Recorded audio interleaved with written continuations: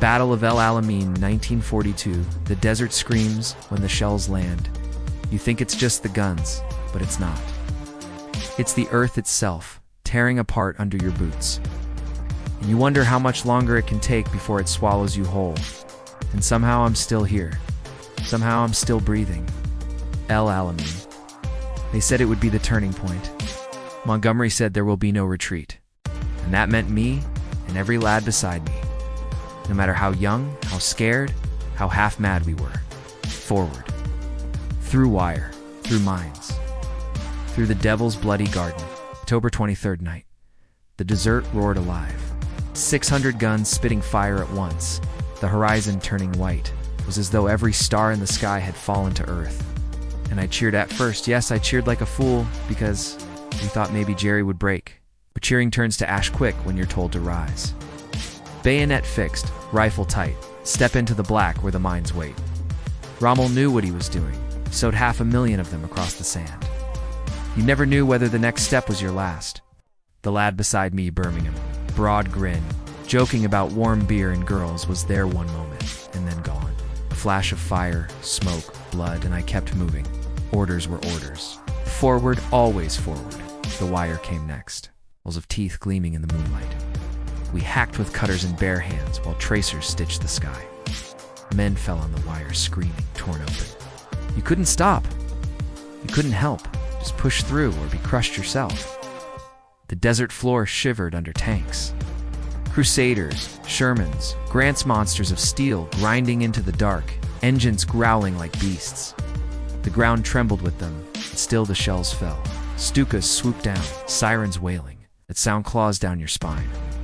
Men scattered, ducked into shallow holes, shallow as graves. Bombs fell, the world turned inside, out sand, smoke, blood, air so thick you choked on it, and then silence. Just for a heartbeat, until the next crash. The next scream. The desert is never still. Not here, not in Alamein. I remember the smell most, more than the sound. Cordite, diesel, sweat, flesh.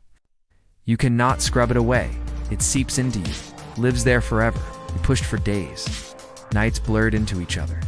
The sun by day burned us alive. The cold by night cut us to the bone. Our canteens were nearly dry. Lips cracked until they bled. Sand in the teeth, sand in the eyes, sand filling wounds until they festered.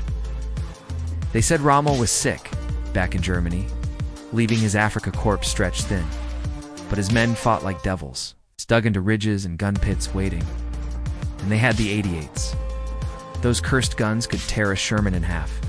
Crack then bloom, fire and death, a tank gone in an instant.